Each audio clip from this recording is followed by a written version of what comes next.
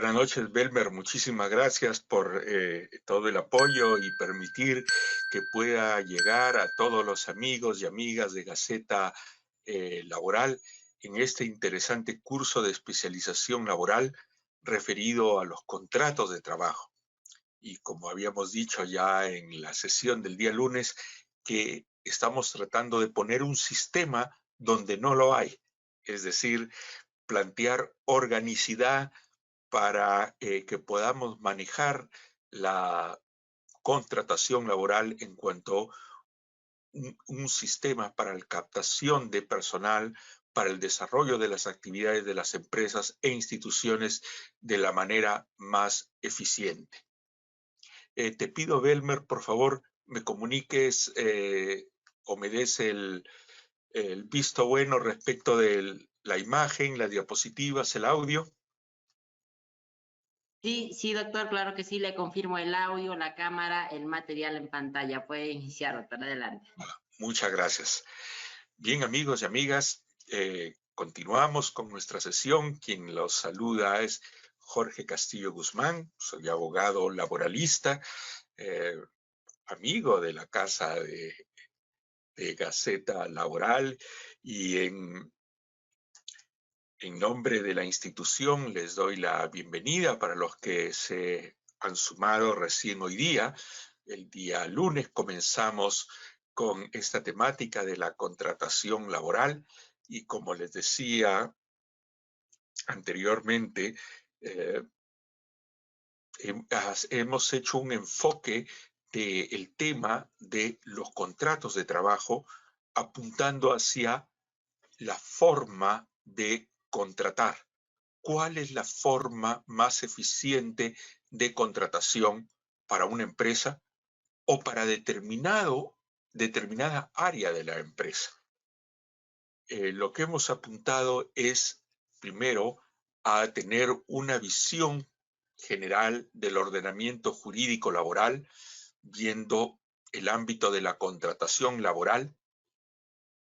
No podemos hablar del contrato de trabajo o de las formas de contratos de trabajo, las distintas variantes que puede tomar un contrato de trabajo, sin antes tener claros los conceptos, y eso es lo que hemos desarrollado el día lunes.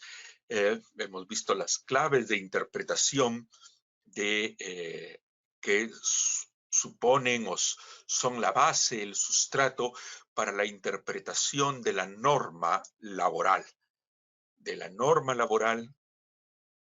A través del sistema de fuentes, de los criterios de interpretación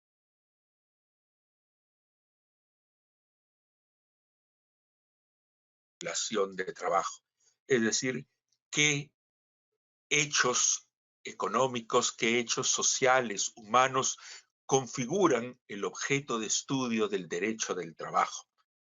Y decíamos que, siguiendo la estructura propuesta por el doctor Javier Neves Mujica, decíamos que el derecho del trabajo se ocupa del trabajo productivo, entendido como aquel que se realiza para procurar sustento, que se hace por cuenta ajena, es decir, no por uno mismo y para uno mismo, sino que es trabajar para otro,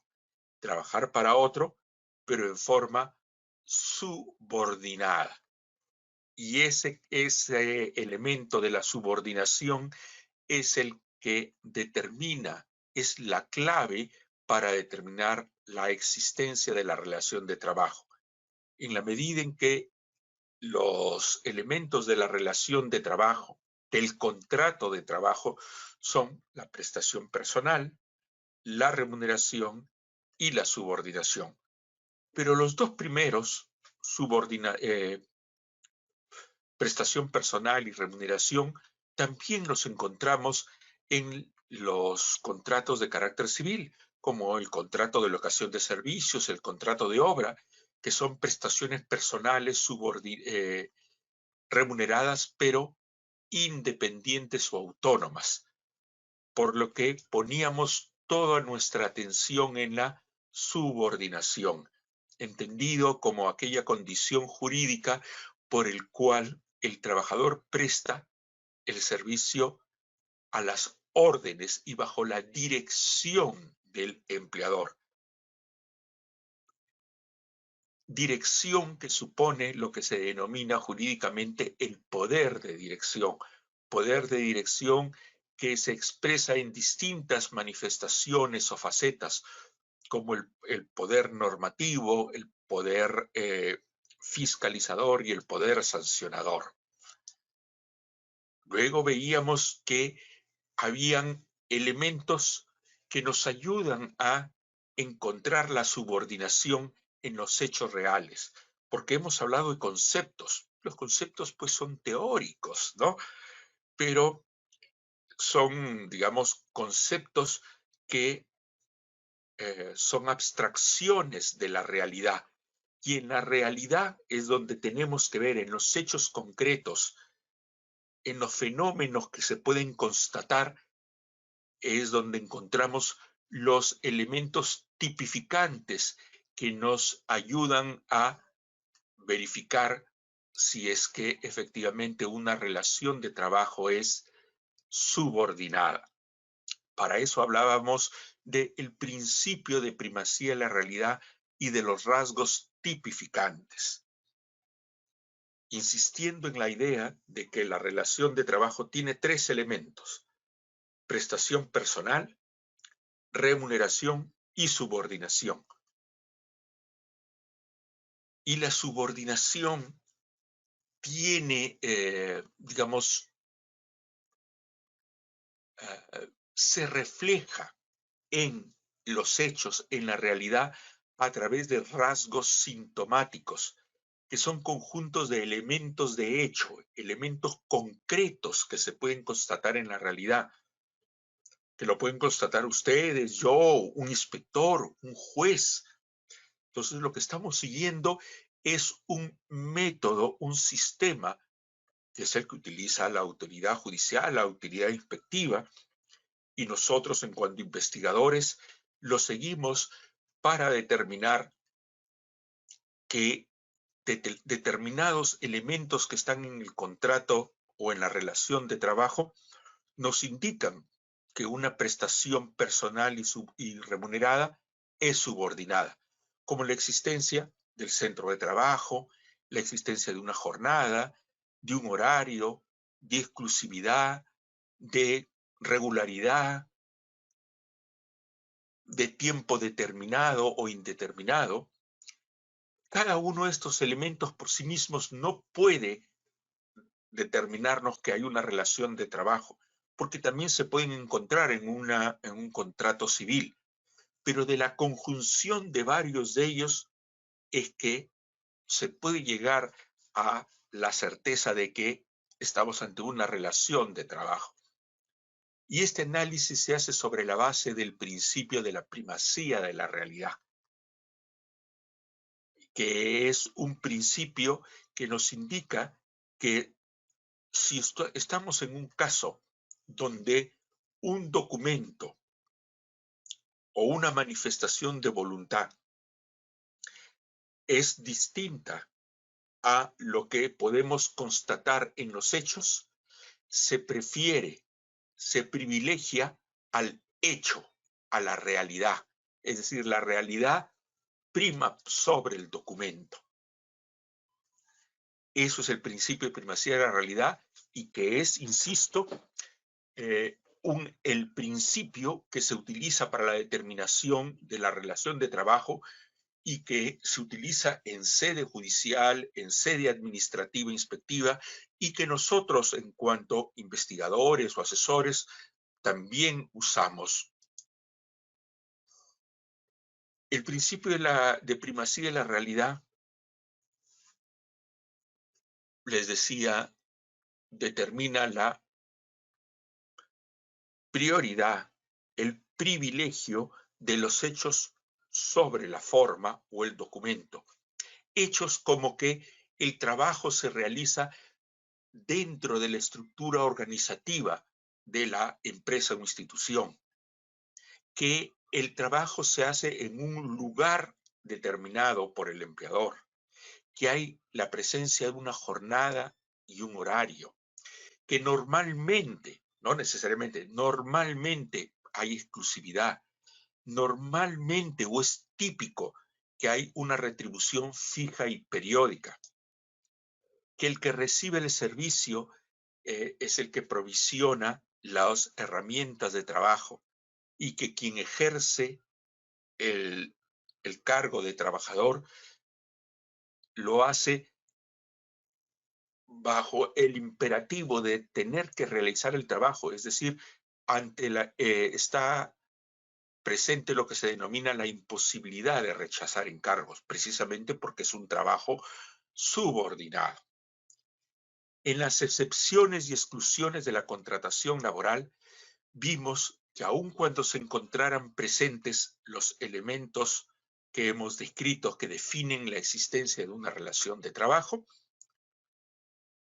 por mandato normativo no había relación de trabajo como en el caso del voluntariado, que está establecido por ley, o el trabajo familiar remunerado, que tiene sus reglas y excepciones, o las modalidades formativas laborales, como las prácticas, la capacitación laboral juvenil, el aprendizaje, que hay, donde están presentes los tres elementos de la relación de trabajo, pero por mandato legal no se configura una relación de trabajo, o la tan mentada locación de servicios, que es una prestación de servicios independiente. Aquí sí falta uno de los elementos de la relación laboral. Coinciden con la relación laboral en cuanto ambos son prestación personal, sujeta a una retribución, pero en el caso de la relación de trabajo es un trabajo subordinado y en el caso de la locación de servicios es un trabajo independiente. Estos son los que generan los mentados y famosos recibos por honorarios que se emiten en la medida en que configuran rentas de cuarta categoría. Y decíamos que la diferencia entre ambos no es tanto por una, o por qué encontramos tanto esa disyuntiva en que estamos ante una locación, ante una relación de trabajo, por un problema de interpretación jurídica. No, es una cuestión de costo en el fondo. Quienes optamos por una locación de servicios escondiendo una relación de trabajo, no lo hacemos porque nos hemos confundido o porque no entendemos la esencia de la relación de trabajo, sino porque es una figura contractual más barata. Les decía que la diferencia es del 50%. Cuando yo pago un sol en una locación de servicios, cuesta eso, un sol.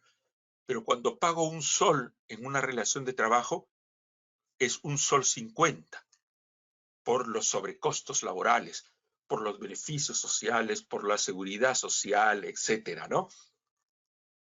Entonces, en el fondo es una cuestión de carácter económico, pero obviamente se corre un riesgo. Precisamente por eso es que está la inspección de trabajo detrás de ello y que nos puede multar, o que cuando termina la relación de locación de servicios y no le renovamos el contrato de locación, el trabajador nos demanda y ante un juzgado laboral intenta probar que hay una relación de trabajo y no una locación, y el juez utilizará los argumentos que hemos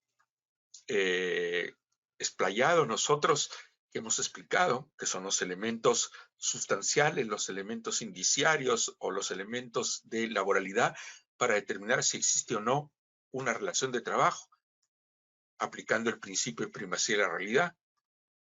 Y si el juez llega a una certeza, a una certidumbre de que hay una relación de trabajo, pues se reconocerá como tal y mandará que se paguen los beneficios sociales y en algunos casos la indemnización, etcétera, ¿no? Dependiendo cuál sea el caso. Y bueno, eso vemos cantidades, ¿no? habíamos visto que también las relaciones entre personas naturales y personas jurídicas en cuanto a relación de trabajo o prestación de servicios pueden ser muchas. Son relaciones de carácter societario, civil, laboral, ¿no? Varios tipos de carácter civil, que algunas de ellas podían confluir, ¿no? La relación laboral entre una persona natural y una persona jurídica, o cuando se presta servicios para una persona natural con negocio.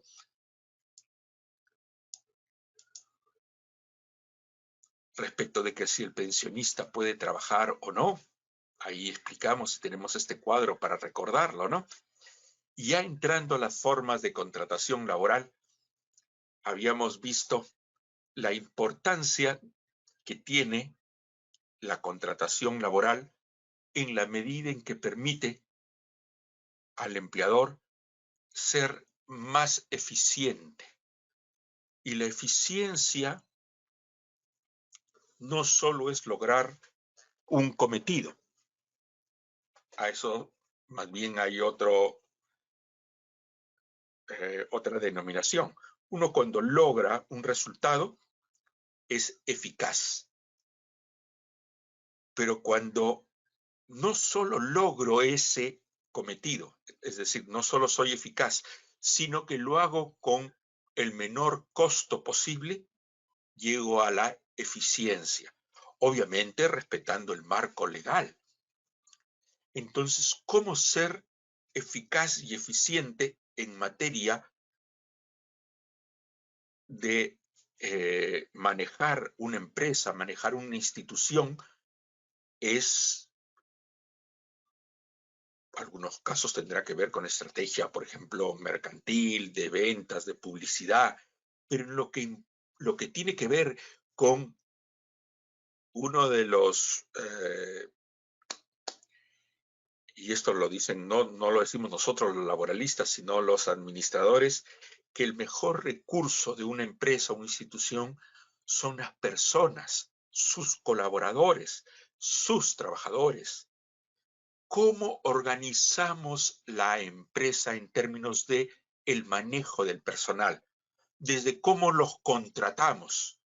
Y a eso apunta este curso, porque vamos a ver que hay distintas formas de contratación, pero obviamente respetando el marco legal para evitar tener problemas con la administración de trabajo, la administración tributaria, con la administración de justicia ante un posible caso de reclamo judicial.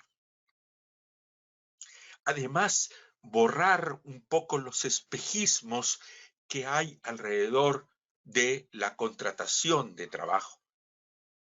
Les había mencionado que cuando alguien me pregunta ¿cuál es la mejor forma o cuál es el mejor contrato de trabajo? Ya esa sola pregunta me señala que hay una concepción errada o un desconocimiento de los contratos de trabajo, porque no hay un contrato mejor que otro. Los contratos se utilizan de acuerdo a las necesidades de la empresa o del área de la empresa o para un puesto en particular. Es como si fuéramos ante un concesionario o le preguntáramos a un ingeniero automotriz,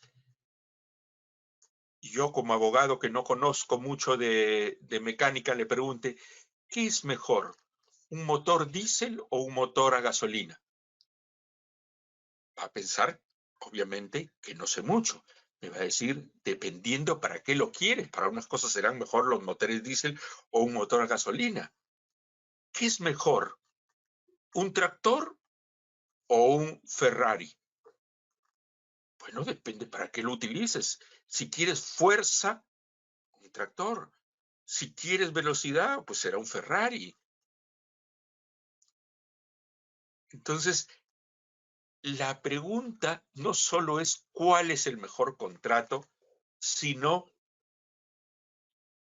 para la necesidad concreta que tengo, ¿cuál es el mejor contrato?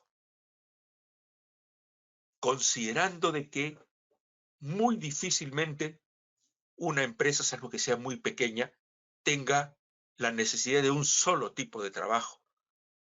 Lo que se trata es de que conozcamos todos los tipos de contratación para aplicar cada una de ellas para las distintas necesidades que tenemos, dependiendo el área de contratación, dependiendo el puesto de trabajo, dependiendo el momento o circunstancia. Ese es el marco reflexivo que les planteo. No solo se trata de conocer los distintos tipos de trabajo, sino que interioricemos que los contratos no son buenos por sí mismos, son buenos en la medida en que responden a una necesidad concreta de la empresa o institución. Entonces tenemos que determinar primero eso y no o hacer oídos sordos o tamizar esas cosas que me dicen, en mi empresa tengo tal, en mi otra empresa tengo tanto tipo de personal o bajo este contrato. Bueno, es distinta una empresa que otra. Puede que lo esté utilizando bien o de repente está mal. Partamos de una reflexión propia. No partamos de reflexiones ajenas o prestadas, ¿no? Yendo a las formas de contratación de personal, les había mencionado que nuestra legislación, ante la falta de un código o estatuto o ley única o ley general de trabajo, como lo tienen ya muchos países, tiene Chile, Argentina, Uruguay, México, España, nosotros deberíamos apuntar a tener un código de trabajo donde en una sola norma, así como en el Código Civil, porque si el Código Civil lo partiéramos, tendríamos pues 400 normas, como es muy parecido que existen en el derecho al trabajo. Bueno, a falta de código de trabajo, el resultado es que tenemos leyes dispersas, falta de organicidad, falta de sistematicidad.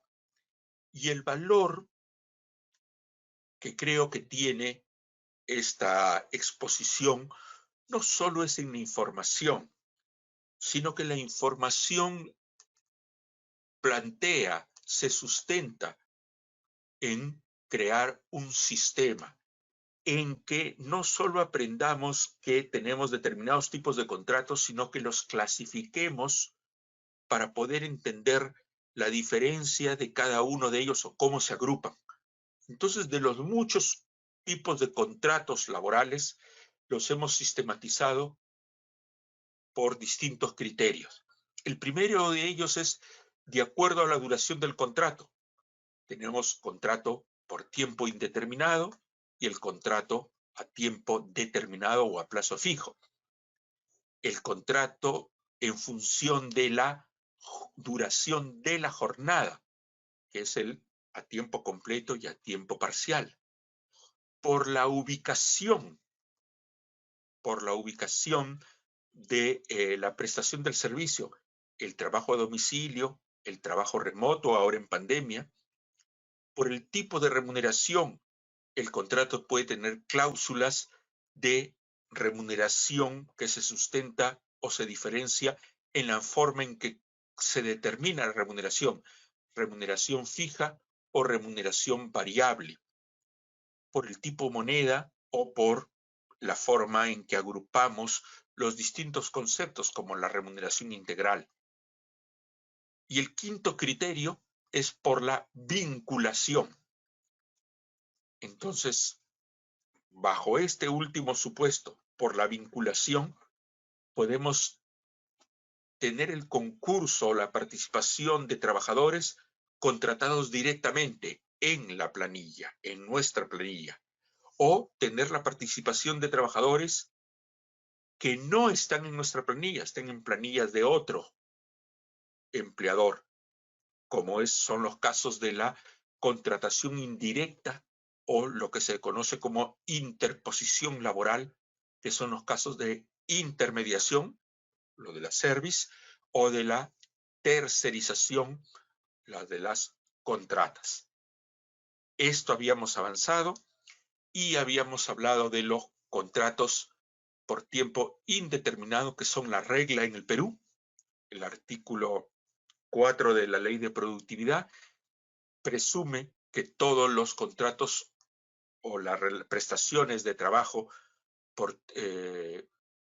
las prestaciones de trabajo se presumen por tiempo indeterminado y que la excepción son los contratos modales. Muy bien, contratos modales que habíamos mencionado que para que tengan sustento y validez legal tienen que estar respaldados por una causa objetiva. Es decir, que la validez del contrato no está en que escogí el nombre y lo puse en el contrato, sino que se justifica por un supuesto temporal que tenemos en la empresa. Eso es lo que se conoce como el principio de causalidad, lo que le da valor al contrato modal. Principio de causalidad, que es la exigencia de que la contratación modal debe fundarse en labores esporádicas, transitorias o extraordinarias. Como ven, todo ello es temporal. De ahí que no podría utilizar un contrato por tiempo determinado o a plazo fijo modal, como se llaman, todos estos son sinónimos, para una necesidad permanente de mano de obra, porque estaría yendo contra el principio de causalidad. De tal manera que les planteaba yo así como en la mano, cinco puntos para determinar que un contrato modal no se nos caiga. Es decir, perdonen que utilice sea tan coloquial, es decir, que no se desnaturalice, que no dé objeto o dé pie a que haya en un proceso inspectivo, una multa. O peor aún, que en un proceso judicial un juez determine que el contrato estaba desnaturalizado y por lo tanto la relación era permanente. Y siendo muy posible que ya haya cesado al trabajador, ese cese haya implicado un despido. Y vamos a ver cuáles son esas consecuencias. Y para ello dijimos, primero, que determinemos la necesidad. ¿Para qué necesito el contrato modal?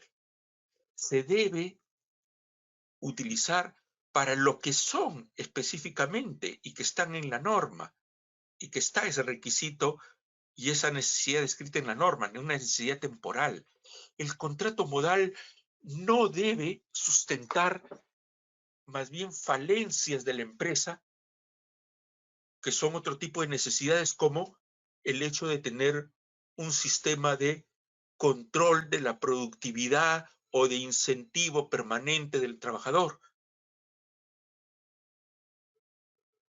Cuando muchas veces me consultan y me dicen, que el trabajador cuando se supera el periodo de prueba y ya se sabe permanente, ya baja su rendimiento. Por eso es que mejor cuando el contrato sabe que tengo que estarle renovando cada 3 meses o 6 meses, se mantiene trabajando. Bueno, esa es una ilusión que obedece más bien a una mala organización del empleador. Un empleador que utiliza el temor o el miedo de la no recontratación es que ha obviado las bases de lo más básico de la administración de personal, que es la fidelización del personal, la productividad del personal sobre la base de dar un buen ambiente de trabajo, de tener unas líneas de carrera, de crear expectativas, de tener de mantener al trabajador productivo. Esa es una base del empleador. Y si no la sabe hacer el empleador, por eso, para eso se contrata a un experto de recursos humanos. Y el contrato modal no está para reemplazar esa falta de organización en cuanto a los recursos. Como también se quiere utilizar el contrato para cuando el trabajador, entre comillas, se ha portado mal. Pues no me tengo que evitar pues estar haciendo un proceso de despido o tener que estar llevando un control de todas las faltas y amonestaciones. Mejor simplemente no le renuevo el contrato. Es decir, se quiere utilizar el contrato modal como una forma de control o de sanción disciplinaria. Eso nos revela que el el empleador, no solo está equivocado respecto de la naturaleza del contrato modal, sino que tiene una falencia en cuanto a su organización para llevar el control, la fiscalización y sanción de los trabajadores y lo quiere reemplazar con los contratos modales. Luego es la tipicidad, que solo puede utilizar los contratos respetando el principio de tipicidad, es decir, los contratos que están previstos en la ley. Y lo elijo según la necesidad. Y ello lo registro en el contrato. Y no solo basta registrar en el contrato el tipo de contrato, sino describir cuál es el hecho concreto y real de la empresa que se refleja en ese contrato típico. Por ejemplo, contrato por mayor demanda del mercado. Tengo que decir cuál es esa mayor demanda del mercado y decirlo en forma de términos concretos. Por ejemplo, porque habiendo ganado una licitación con la empresa tal o responder los órdenes de compra tal de un nuevo cliente, o habiendo cambiado las necesidades, o habiendo habido una mejoría en los aranceles, o por la suscripción de un convenio internacional del Perú, se han abierto las puertas del mercado, de mercados internacionales y tenemos más pedidos. Qué bien. Eso es el correlato con la realidad y que tengo que ponerlo en el contrato. Hasta ahí estamos en el papel. Si alguien nos cuestiona sobre la veracidad de ellos, tenemos que estar en la capacidad de probar que esos contratos efectivamente tienen un respaldo en los hechos que obedecen a una tipicidad que he tomado de la norma para utilizar el contrato modal. Con estos 5 pasos, estos 5 elementos, podemos superar o estar seguros de el buen uso de un contrato modal. Los contratos modales están agrupados en 3 grandes sectores. Los primeros son, y ahí nos habíamos quedado en la clase anterior, permítanme un poco del café que me pilló ya a las 7 de la noche sin mi café de la tarde. Les confieso que debería decir la tarde como 2, 3 de la tarde, que es la hora máxima que debería tomar el café. Pero bueno, pues no me lo tomé y me dio, y más todavía algo de frío y esta humedad limeña nos invita a tomar algo calentito. Estaba entre prepararme un poco de cocoa, pero dije, le voy a dar al café.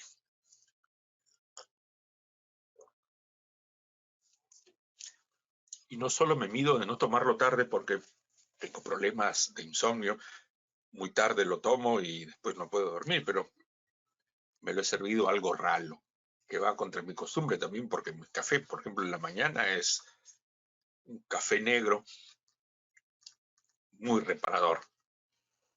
Y también por la hipertensión arterial, que máximo 1 o 2 tazas de café al día. Y que no, como no quiero que me lo prohíban definitivamente, pues me mantengo con mis reglas, ¿no? Yo cuando voy a trabajar a alguna empresa o voy a oficina, a veces ahora con la pandemia trabajo desde casa. Cuando voy fuera y no he podido tomar el café tranquilo en la mañana, bueno, me lo llevo en mi termo practiquísimo, que en la tapita sirve como taza y ahí a veces ante la sorpresa puedo estar en un directorio y me sirvo mi café. En algunas empresas me invitan ciertamente café, pero en otras que no son tan acogedoras, bueno, saco mi maletín, mi café. Bueno, el contrato o los contratos de naturaleza temporal es el primer grupo. Aquí encontramos los contratos por inicio de nueva actividad, entendida como aquella situación de las empresas que recién inician actividades o que ya habiendo iniciado actividades establecen un nuevo giro del negocio, abren nuevos establecimientos, nuevas sucursales o incorporan una nueva actividad al negocio que ya tenían anteriormente. El segundo es quizá uno de los más utilizados, el contrato por necesidad de mercado. ¿Qué se hace para aquellas necesidades coyunturales de mano de obra por tener picos en la demanda del mercado? Porque la actividad normal productiva y de servicios lo hago con el personal de planta, con los permanentes. Y los incrementos de la mayor demanda del mercado la satisfago con contratos temporales por necesidad de mercado. Reconversión empresarial es cuando, cosa que ha sucedido en este último año y medio por la pandemia, muchas empresas han tenido que reconvertirse para adecuarse a la situación de emergencia nacional y emergencia sanitaria y han sustituido, ampliado o modificado las actividades de la empresa que hayan implicado cambio de tecnologías, de sistemas de producción, de formas de producción o de qué se produce, introducción de nuevos métodos o procedimientos productivos o administrativos. Ahí implica la reconversión empresarial. Por ejemplo, los restaurantes que en su mayoría el sustento era tener el máximo de comensales, mesas y sillas para poder vender más. Ahora han tenido que reconvertirse más bien en pensar que el comensal no va a venir por la emergencia sanitaria, sino tengo que ir hacia él o venderle para llevar. Entonces, para eso he tenido que poner una unidad de empaquetamiento, he tenido que contratar trabajadores para el reparto. Eso es reconversión empresarial. Los contratos de naturaleza accidental. Primero, el contrato ocasional, que es para atender necesidades transitorias distintas a la actividad habitual del centro de trabajo. El contrato de suplencia, para sustituir a un trabajador estable cuyo vínculo se encuentra temporalmente suspendido. Por ejemplo, un trabajador que está con incapacidad para el trabajo, un trabajador que, por ejemplo, ahora en la pandemia un trabajador que es grupo de riesgo y por la naturaleza del trabajo no puede hacer trabajo remoto, lo reemplazo momentáneamente con otro, es de suplencia. O la trabajadora que contrato para que reemplace una trabajadora permanente que está en descanso pre y postnatal. El contrato de emergencia para cubrir necesidades producidas por caso fortuito o fuerza mayor, entendidos como los hechos de la naturaleza, como puede ser un sismo, una inundación, un huaico, una sequía, una pandemia, son hechos de la naturaleza, y los otros que son entendidos como lo que se denominan hechos del hombre, que pueden provenir de terceros, provienen de terceros, personas humanas, sean individuales o agrupadas o institucionalizadas. Por ejemplo, una huelga, una turba, un conflicto social, una medida de emergencia que toma el Estado, una declaración de estado de emergencia o de emergencia sanitaria, producto de la pandemia, que es un hecho de la naturaleza. Entonces, por ahí puede medir la necesidad de personal. Los contratos para obra o servicio. El contrato por obra o servicio, o lo que se conoce para obra determinado servicio específico, que es uno de los más usados y peor usados, porque la especificidad la ponemos, ¿no?, para atender la necesidad de tal cliente, ¿no? O para atender, y decimos, es específico, pues porque va a hacer este tipo de trabajo. Bueno, esa especificidad la tenemos todos. Si yo entro a trabajar a una empresa, lo haré como seguro abogado laboralista, pero no por eso es específico. La especificidad tiene que ver con, ya el Tribunal Constitucional lo ha aclarado mucho, que no tiene que estar referido a la actividad principal de la empresa o al objeto jurídico, al objeto social de la empresa, sino para un servicio u obra distinta y que se configura no en una prestación permanente, sino en un hecho o servicio concreto, es decir, se exige un resultado.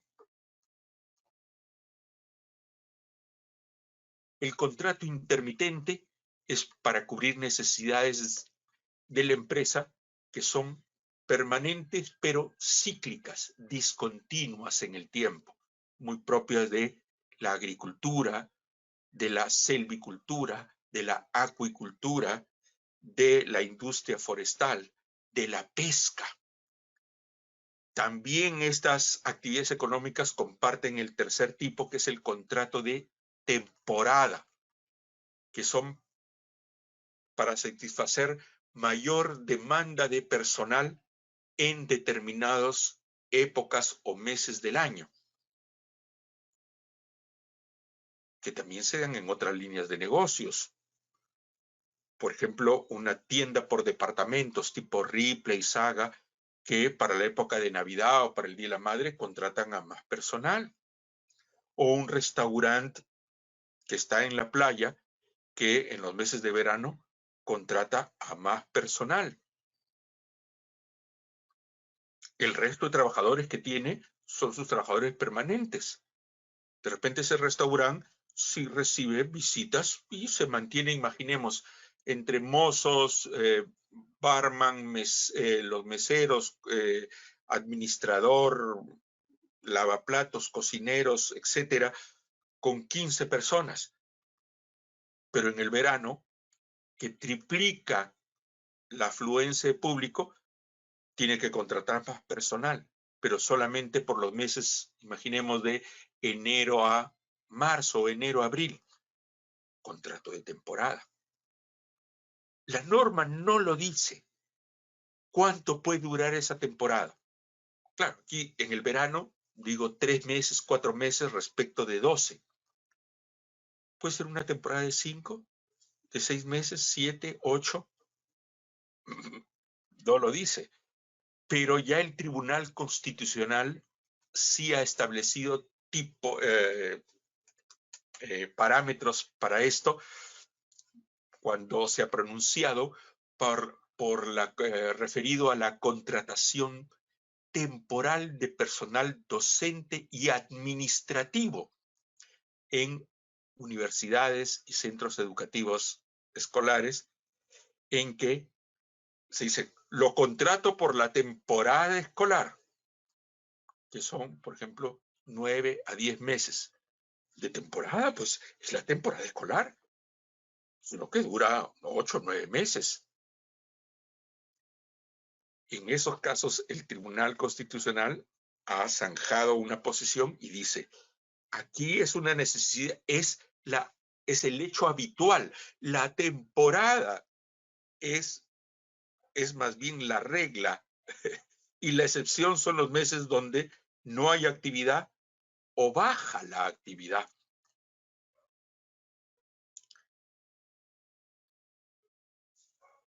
En otras palabras, nos está diciendo que la temporada tendría que ser mucho menor del resto de meses que no suponen que sea temporada para contratación. ¿Ah?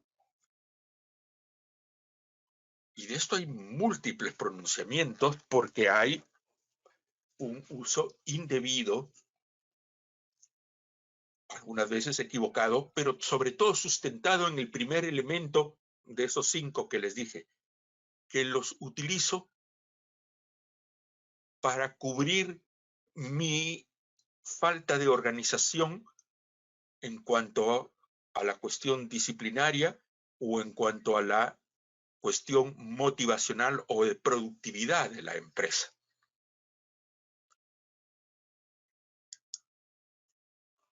Aquí les he transcrito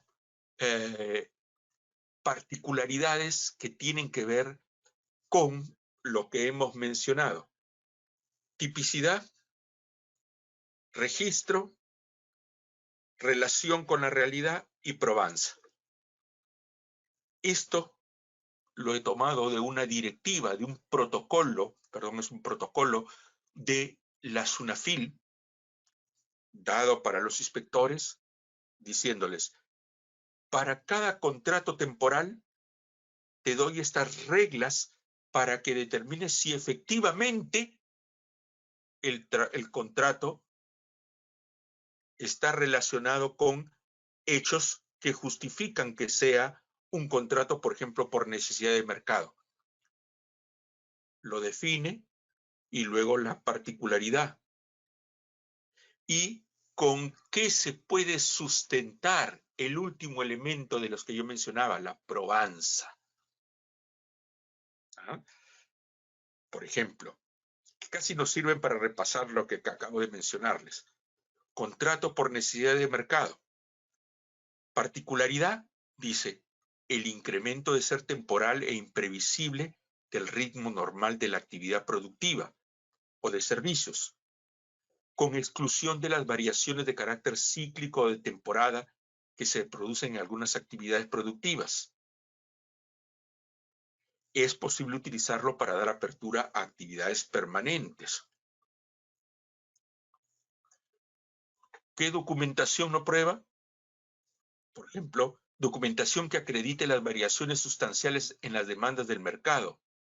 Por ejemplo, facturas, órdenes de compra. Documentos que acredite el incremento temporal imprevisible del ritmo normal de la actividad productiva de la empresa. Los libros contables, los registros de compras y ventas, las guías de remisión, facturas y comprobantes de pago.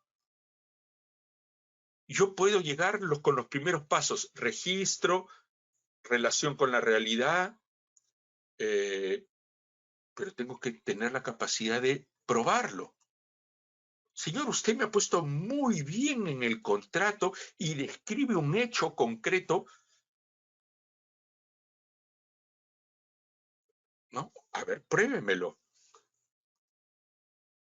Y si no, lo puedo probar, ese contrato se entiende desnaturalizado, ¿no? Y así, para cada una de las actividades, la SUNAFIL nos ha señalado. Por ejemplo, en reconversión empresarial,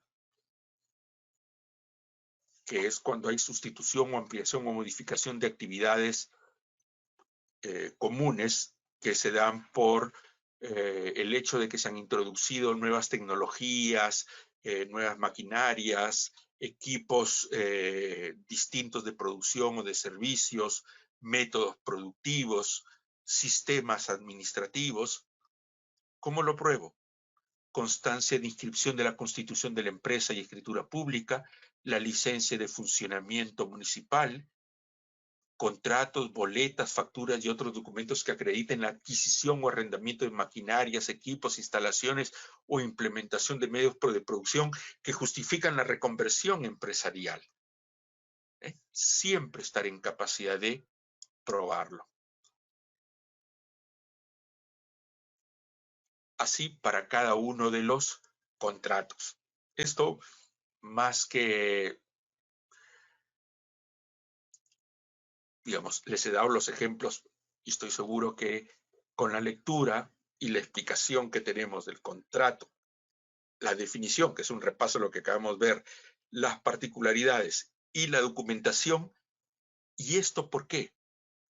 Porque de alguna manera la SUNAFIL también se ha planteado las cosas como se las he planteado yo, con esos 5. Primero, determinar la necesidad del contrato modal y borrar el espejismo de que el contrato modal sirve para mantener al trabajador productivo o para sacarlo cuando se porta mal. Luego, la tipicidad, el registro, la relación con la realidad y la probanza. No lo dice de esta manera la SUNAFIL, pero plantea lo mismo, ¿no?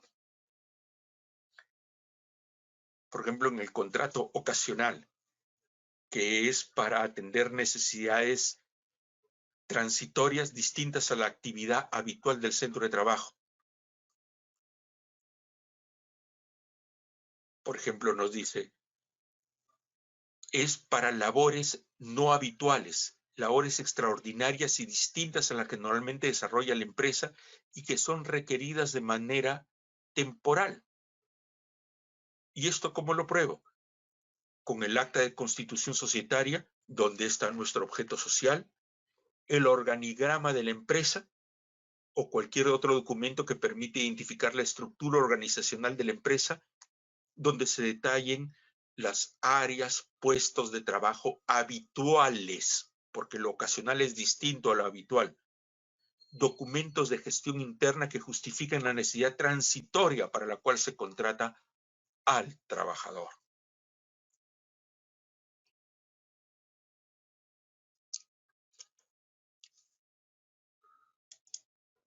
La suplencia. Esto se prueba fácilmente, ¿no? Pido una licencia porque me voy a hacer una pasantía o un posgrado a la Argentina. Muy bien, acá está. El puesto del señor Jorge Castillo, que ustedes pueden probar que era un trabajador permanente porque aquí está en la planilla y ustedes ven que en el registro está puesto como trabajador permanente. Y bueno, acá está el contrato, el documento donde hemos oficializado o hemos formalizado el acuerdo de licencia sin goce de remuneraciones. Bueno, este señor necesita ser reemplazado, por eso el contrato de suplencia. O el señor se ha accidentado, acá está pues el certificado de incapacidad. O si se trata de una madre trabajadora, de su condición de embarazo y del descanso pre y postnatal. El contrato de emergencia, que es decir, el caso para cubrir el caso fortuito fuerza mayor, cualquier documento emitido por terceros que acredite el caso fortuito de la fuerza mayor, un informe técnico de defensa civil, reportes periodísticos, una norma. Estos son mucho más fáciles de probar, ¿no? Obra o servicio específico. contrato que se celebra con el objeto previamente establecido y de duración determinada.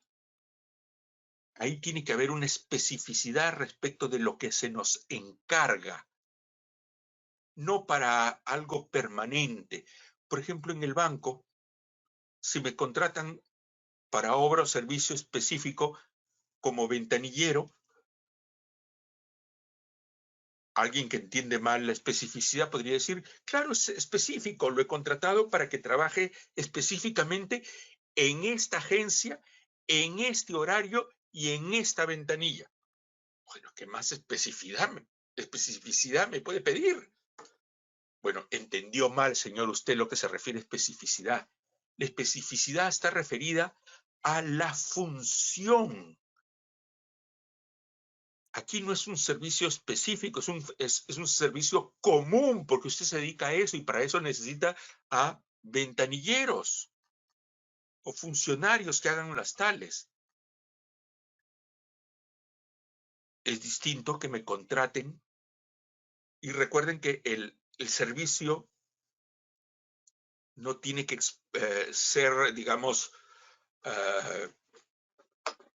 el servicio específico no es para una necesidad permanente, sino que pueda configurar un resultado específico, sea intelectual o de obra. Por ejemplo, en el banco, que me contratan para poder establecer un sistema de control del trabajo de los ventanilleros, y lo cual va a terminar con un documento y un aplicativo informático, ¿no? Y se me contrata para estar ahí trabajando a las órdenes de los gerentes y todo, cumpliendo una jornada, un horario, pero termina en un servicio específico. Esa es la especificidad. ¿Ah?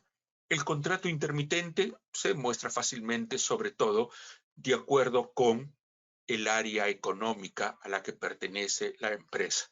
Como les decía, agricultura, acuicultura, industria forestal, pesca, también son contratos intermitentes. Temporada, también hay que hacer una descripción de lo que nos dedicamos y cómo influyen las estaciones o ciclos económicos que se dan en determinadas épocas del año, ¿no?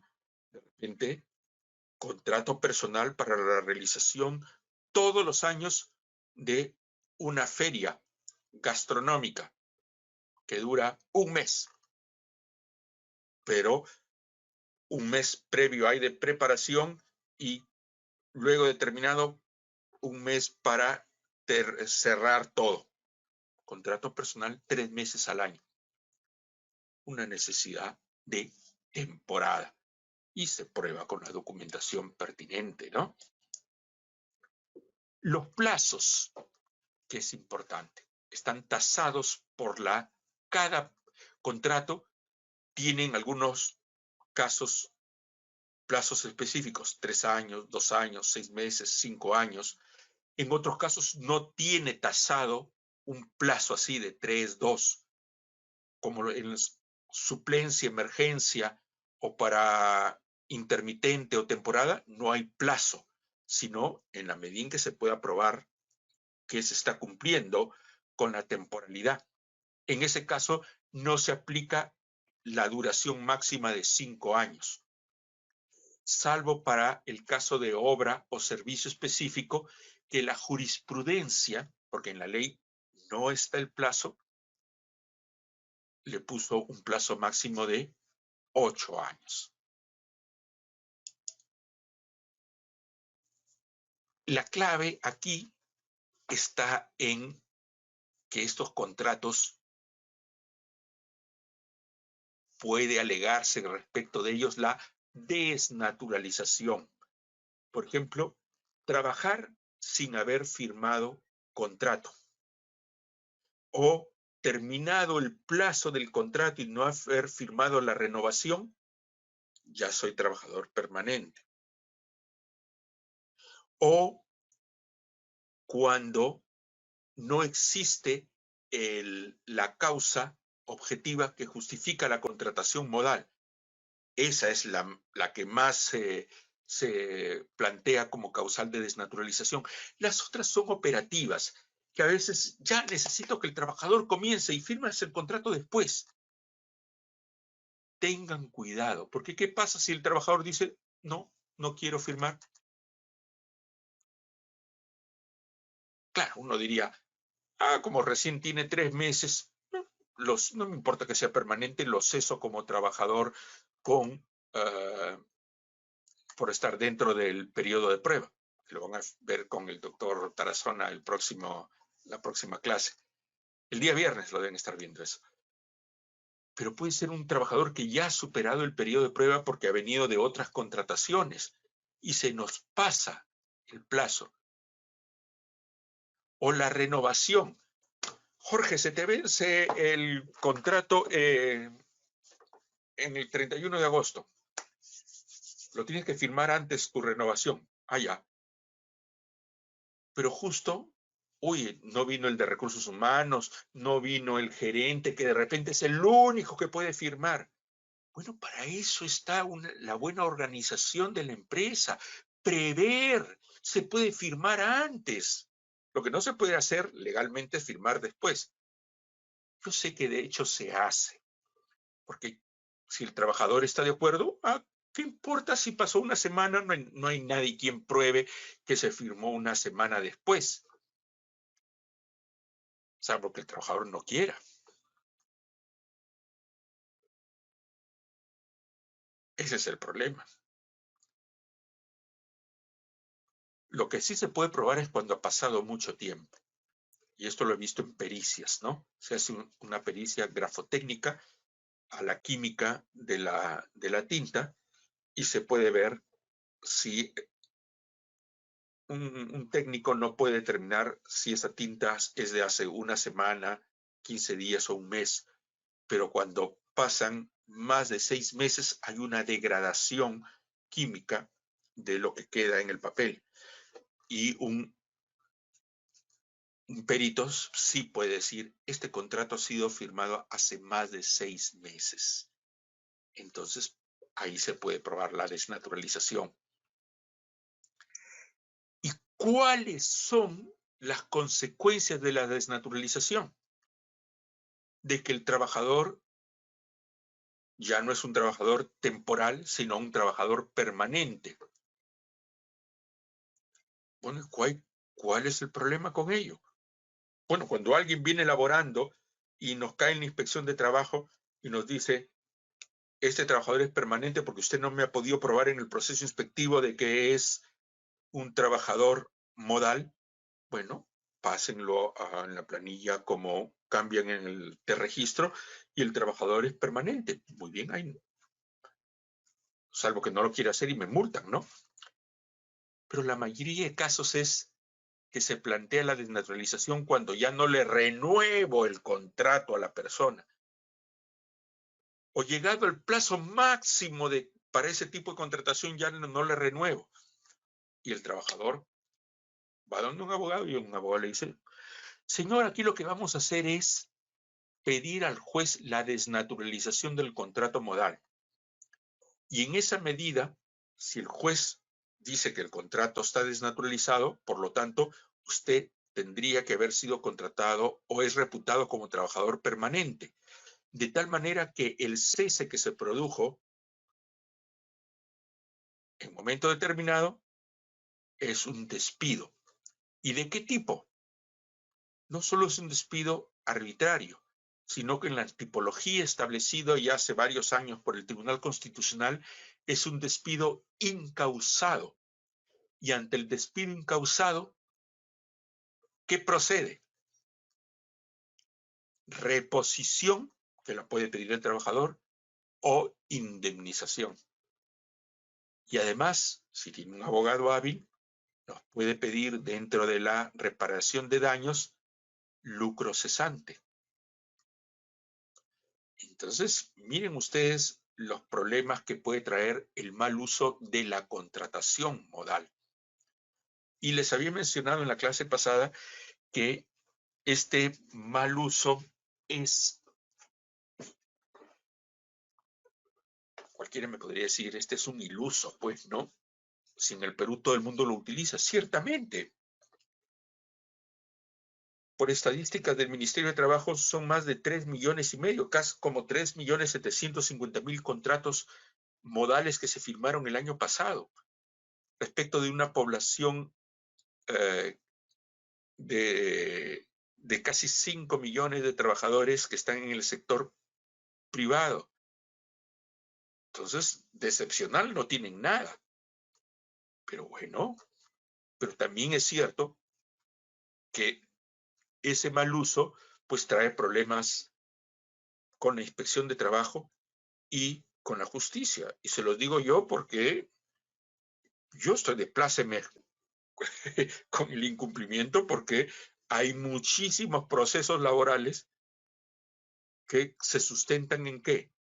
En la desnaturalización del contrato modal, y me convocan bien para que defienda una empresa o para que lleve el caso de un trabajador. Esa es una prueba de ello, ¿no? Y lo digo, perdónenme, sin cinismo, sino como ejemplo de una realidad. Tipos de contrato en función de la jornada. Aquí ya no vemos el tipo de contrato en función de cuánto duró el contrato de trabajo, sino cuánto dura la jornada de trabajo. Lo común en el Perú y el uso masivo siempre ha sido el contrato a tiempo completo. Bien. Y la excepción ha sido el contrato a tiempo parcial. Y no es que sea la excepción porque así lo dice la norma, sino que excepcionalmente la necesidad de la empresa es menor a la jornada ordinaria. Porque aquí no hay límite alguno. Uno puede tener a todos los trabajadores a tiempo parcial y por todo el tiempo que se quiera. Entonces, aquí no hay límites.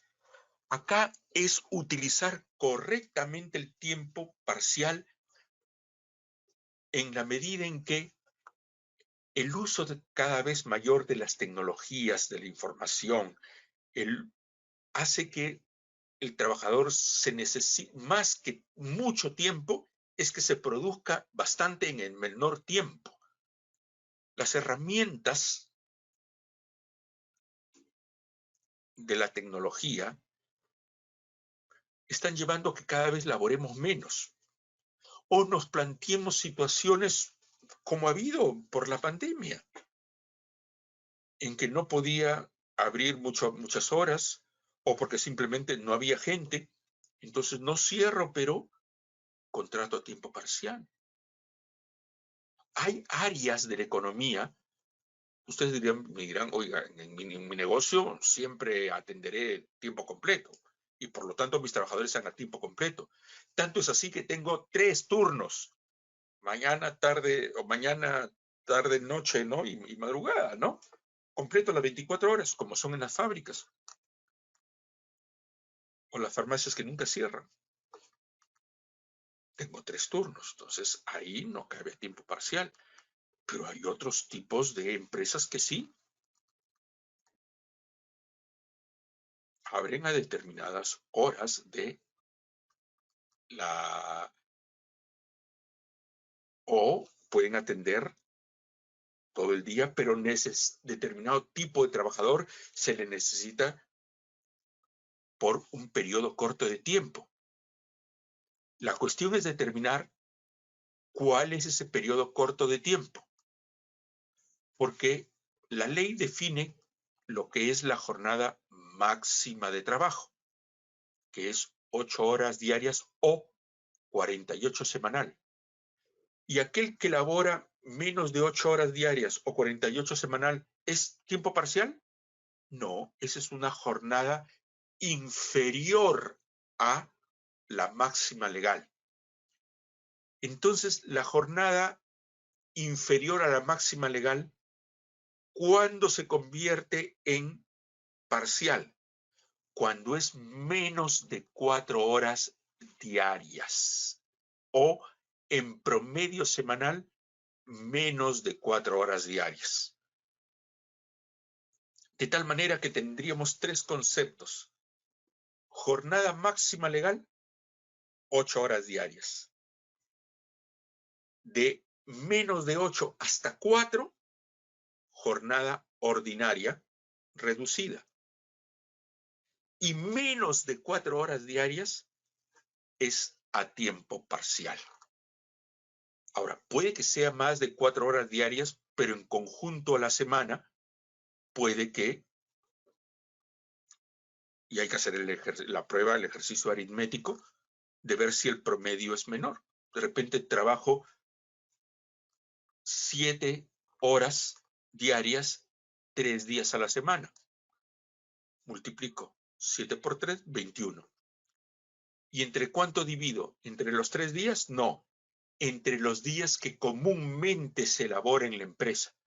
Si en la empresa se elabora 6 días, dividiré 21 entre 6, es trabajador, da menos de 4, es trabajador a tiempo parcial.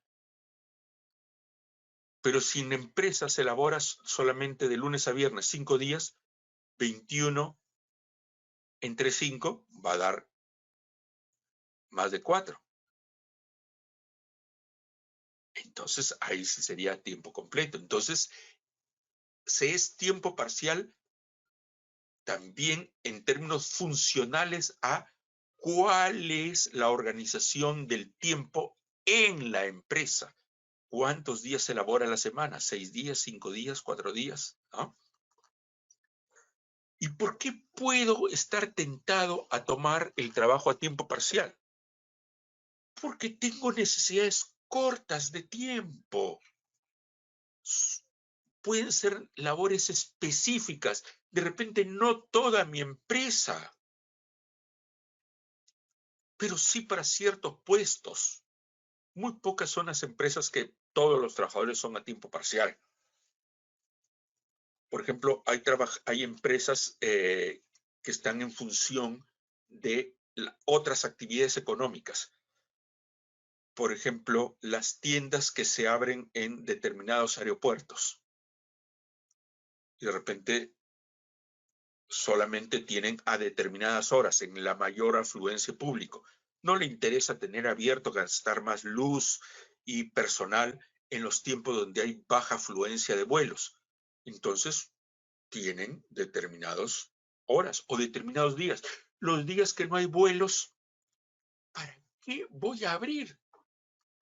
O de repente sí hay vuelos, pero son la tercera parte del resto de días. No me conviene.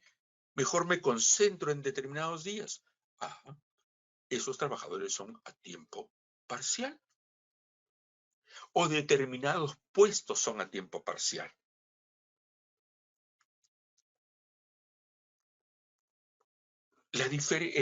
Y también uno encuentra como empleador atractivo el trabajo a tiempo parcial, no solo porque lo pueda adecuar a necesidades temporales en cuanto a la jornada diaria o semanal, sino también por el costo. El trabajador a tiempo parcial, si bien tiene derecho a la protección a la remuneración mínima, ¿en qué sentido? En que ganará el mínimo en forma proporcional, claro, dependiendo del puesto. De repente soy un técnico que nomás se necesita determinadas horas para ir a calibrar algunas máquinas y no por eso me van a pagar el mínimo. Yo digo, mi remuneración son $2,000 mensuales y aun cuando labore 4 días, dependiendo del tipo de servicio. Pero así como uno paga más o menos remuneración según la calificación que tiene el trabajo, según la valorización del puesto, pero no se puede pagar menos del mínimo. El mínimo se paga por 8 horas de labor, de tal manera que el trabajador a tiempo parcial, el que labora de 4 a más horas, ya tiene derecho al mínimo. Pero si se elabora menos de 4 horas, es decir, trabajador a tiempo parcial, se me puede pagar menos del mínimo, pero en forma proporcional. Es decir, se respete el mínimo, pero en proporción a las horas. Además, el trabajador a tiempo parcial no tiene derecho a CTS. Sus vacaciones solamente son de 6 días al año. Y no tiene protección contra el despido arbitrario. Por lo tanto, el trabajador a tiempo parcial puede ser trabajador permanente o puede ser trabajador modal. Es indistinto. ¿Por qué? Porque lo puedo cesar en cualquier momento, porque no tiene protección contra el despido arbitrario. El resto de beneficios que no he mencionado los tiene. Seguridad social, seguro de vida, gratificaciones, todo lo demás igual. Los únicos restringidos son los que acabo de mencionar. Perdonen.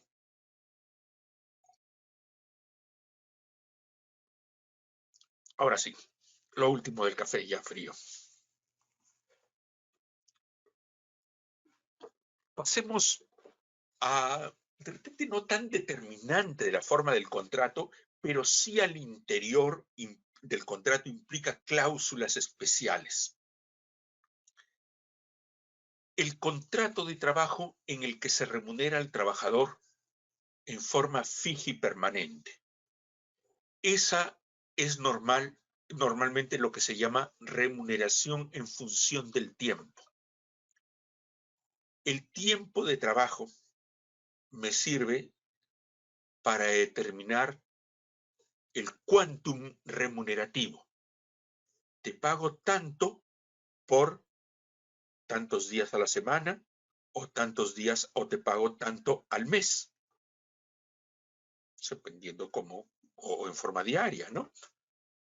La norma nos dice que uno puede ser contratado para que la remuneración se fije en forma diaria, semanal, quincenal o mensual.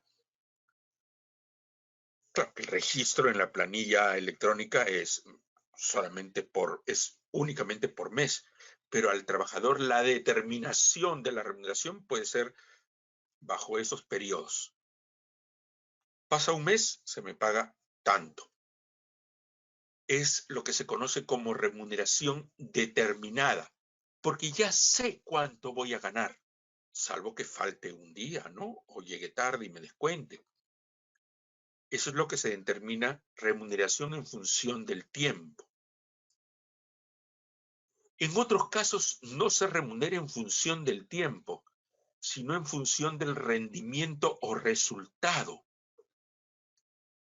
Es una remuneración variable e imprecisa.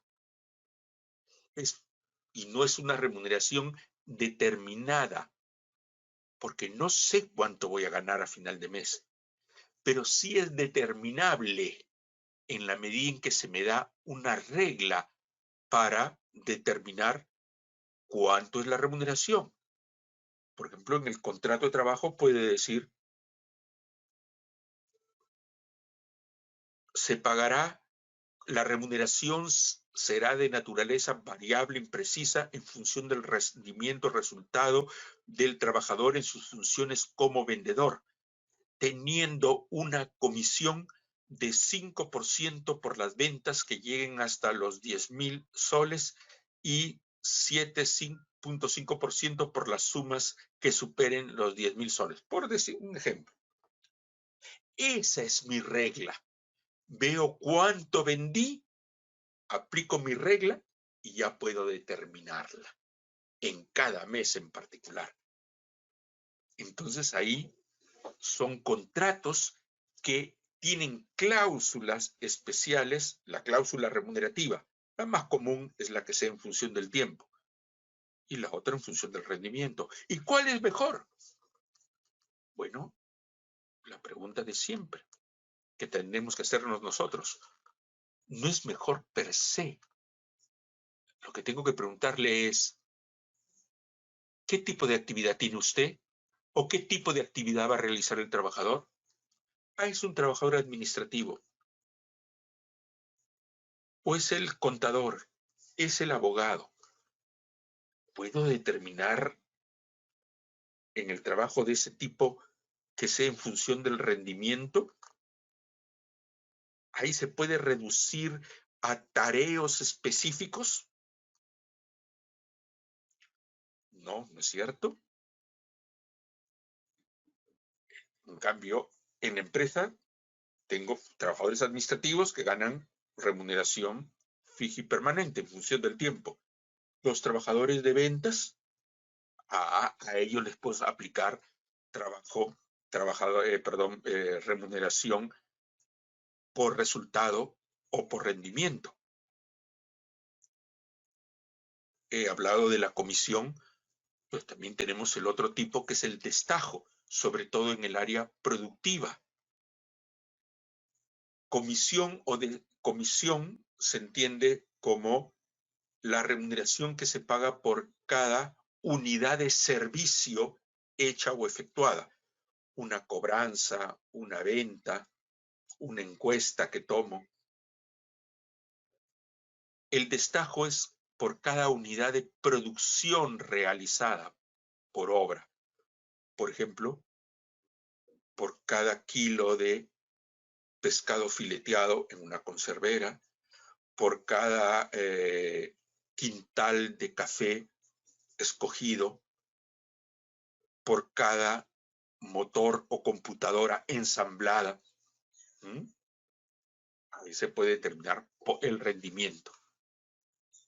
Lo que más impera en estos casos es la remuneración mixta. Hay trabajadores que son comisionistas o destajeros puros, es decir, no hay básico. Son los menos. La mayoría tienen un básico, es decir, en función del tiempo, más la parte variable. Tienen los dos tipos de remuneración.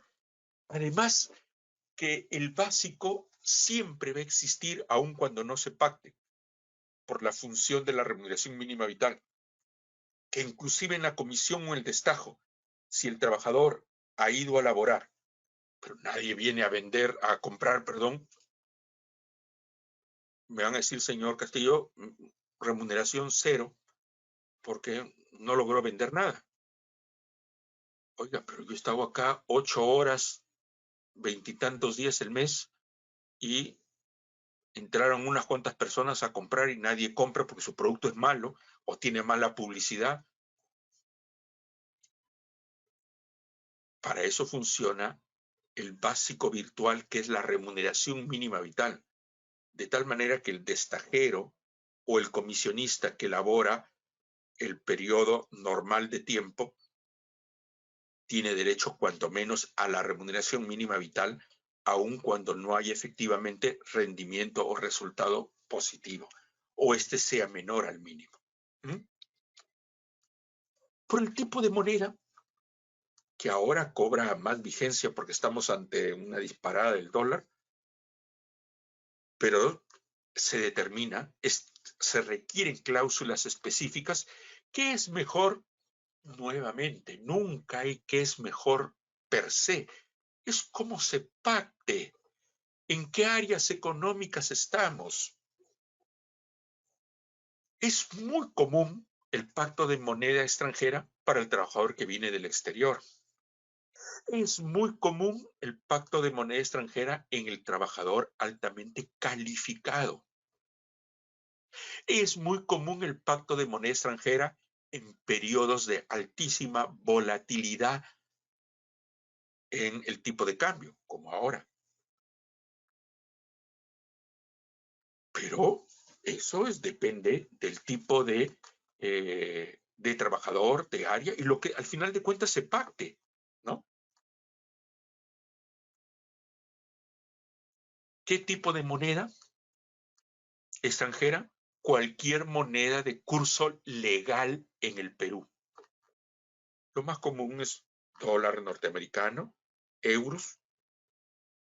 Pues hay pues decenas, si no cientos de monedas. Lo que se establece es que cualquiera que sea de curso legal, y esa la sabemos por el Banco Central de Reserva. ¿Cuál es el tipo de cambio que se utiliza? Eso hay que pactarlo. Hay que establecer. Oiga, pero no lo pusimos en el contrato. Caramba, bueno, pues hay que irnos a las normas supletorias, que en ese caso nos ayuda el Código Civil. Si no se dice nada, el Código Civil nos ayuda y se presume que es por el pago es en soles, moneda nacional. Si es en moneda extranjera, pero no dije qué, se entiende que es por el tipo de cambio oficial.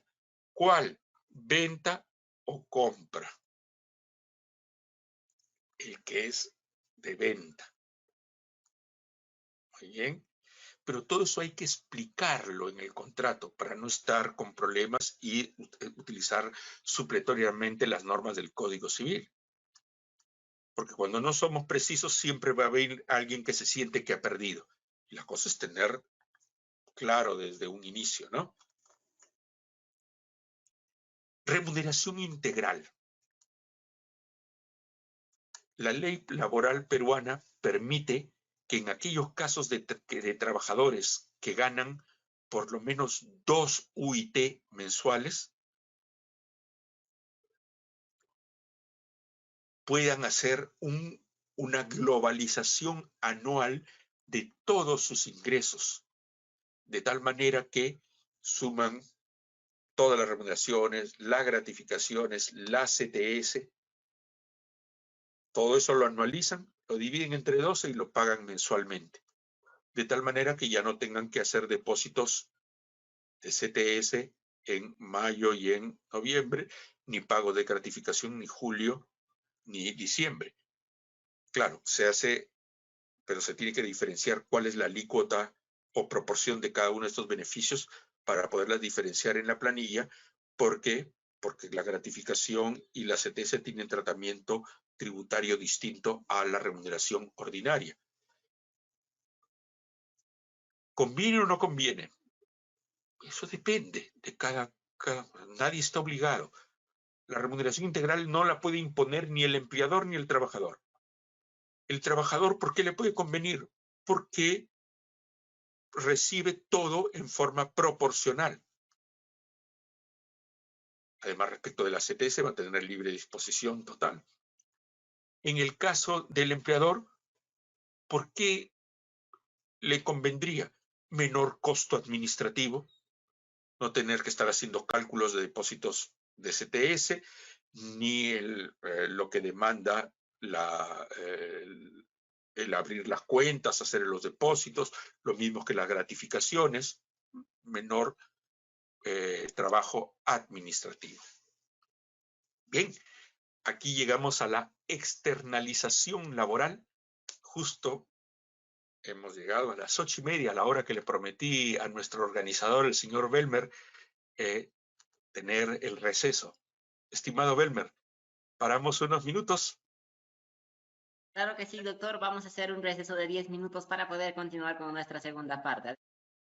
Ya, voy a apagar el micrófono y la cámara y me reincorporo en breves minutos. Gracias, amigos y amigas.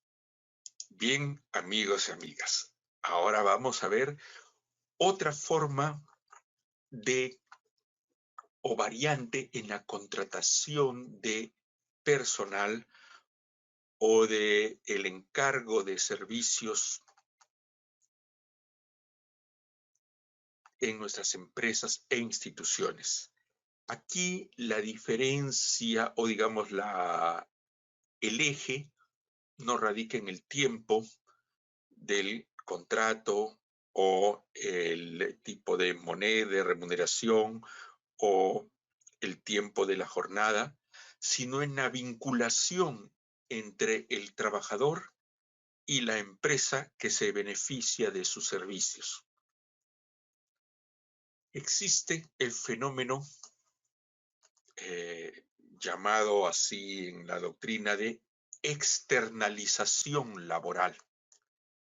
En la medida en que cuento con la participación de trabajadores cuyo trabajo y el resultado de dicho trabajo redunda en beneficio de la empresa, pero entre los cuales no hay un nexo jurídico, no hay un nexo de relación laboral entre el trabajador y la empresa que recibe el servicio o que se beneficia con el servicio o trabajo del colaborador. Ese es el fenómeno de externalización o también llamado de interposición laboral, en la medida en que se interpone un tercero, que es el verdadero empleador de este trabajador. Y es lo que se denomina también descentralización del trabajo. El caso común y general, básico, es la contratación directa, es decir, que hay una relación directa entre empleador y trabajador. Hay una relación jurídico-laboral entre ambos. El trabajador presta servicios para dicho empleador y el empleador ejerce sus funciones como tal, como empleador, ejerce el poder de dirección y paga la remuneración y se beneficia del resultado o del trabajo, del servicio del trabajador. En la contratación indirecta, en cambio, tenemos una interposición, aparece un tercero, de tal manera que la relación ya no es dual, trabajador-empleador, sino una, si queremos verlo en términos geométricos, hay una triangulación. El que recibe el servicio, el que lo presta, que es el trabajador, y el empleador de este trabajador, que no es el que recibe el servicio. Entonces, en lugar de haber una línea con dos polos, tenemos un triángulo con tres vértices, ¿no es cierto? Ahora, dependiendo de la naturaleza de esa contratación indirecta o del grado de la externalización, tenemos lo que se denomina descentralización administrativa, que es la intermediación laboral. Recibo el servicio de una persona que bien la hubiese podido contratar directamente, me comporto como empleador,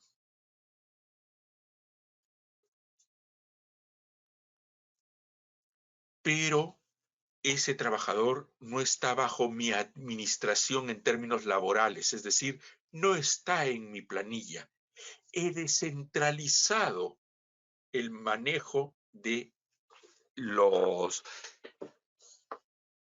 que es toda la administración de pago de boletas, de responsabilidades ante la seguridad social, tributación, etcétera, en el verdadero empleador.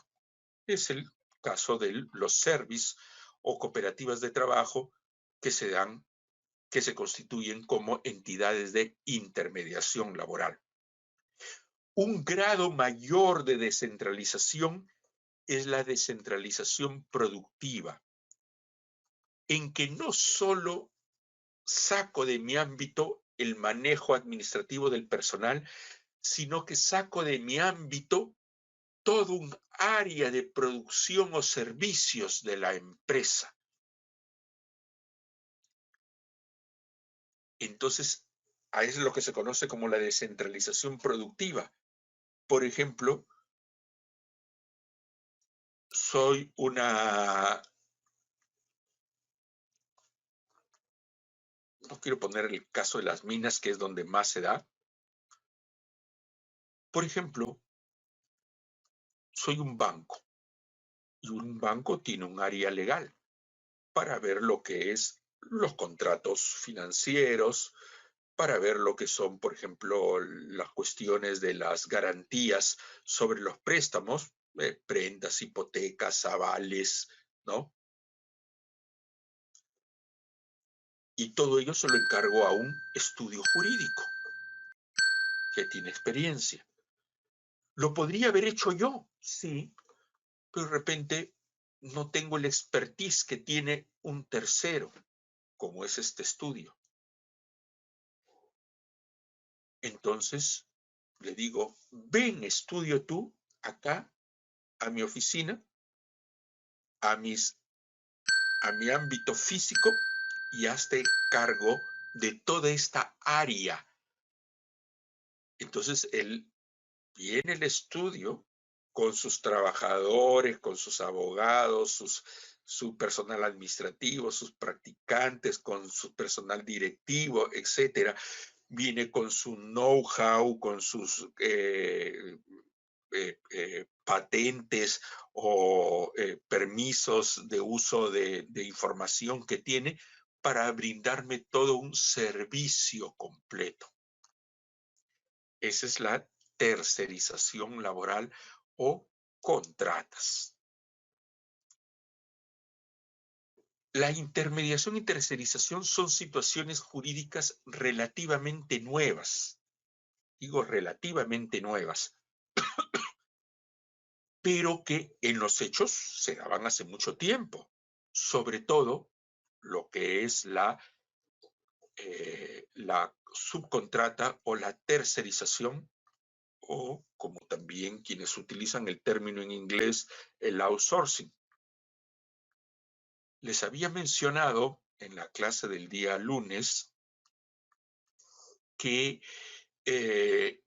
normalmente el derecho llega después que la economía.